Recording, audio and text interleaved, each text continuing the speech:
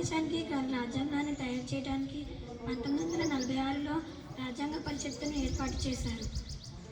2 సంవత్సరాల 11 నెలల 18 రోజులు రాజ్యాంగ నిర్మాతలందరూ కష్టపడి భారతదేశానికి రాజ్యాంగాన్ని తయారు చేశారు.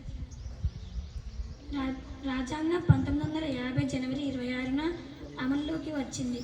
రాజ్యాంగం అమల్లోకి వచ్చిన రోజున మనం గణతంత్ర దినోత్సవంగా జరుపుకుంటున్నాం. రాజ్యాంగం ద్వారా భారత ప్రజలందరికీ సంపూర్ణ స్వేచ్ఛను, సమానత్వాన్ని, లౌకికత్వాన్ని, న్యాయాన్ని పూర్తి స్థాయిలో ఒక హక్కుగా పొందడం జరిగింది. ప్రజలందరికీ ప్రాథమిక హక్కులు కల్పించబడ్డాయి. అలాగే ప్రతి పౌరుడు దేశ సేవకు, దేశాభివృద్ధికి పాటుపడేలా బాధ్యతలు కల్పించడం జరిగింది. భారతదేశం సర్వసత్తాక సామ్యవాద, లౌకిక, ప్రజాస్వామ్య, గణతంత్ర దేశంగా రాజ్యాంగ ప్రవేశిక వర్ణించింది. అంబేద్కర్ నాయకత్వంలో రూపొందించిన ఈ రాజ్యాంగం దేశ పాలనకు పునాదైంది.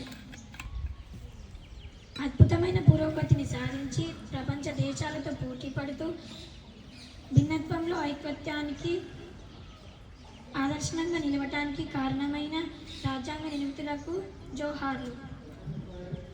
గణతంత్ర దినోత్సవం మనలో దేశభక్తిని ప్రేరేపించి దేశ ఐక్యతను, అభివృద్ధికి కృషి చేయాల్సిన అవసరాన్ని గుర్తు చేస్తుంది. నాకు ఈ అవకాశాన్ని ఇచ్చిన ప్రధాన పై చిరుగారికి ధన్యవాదాలు.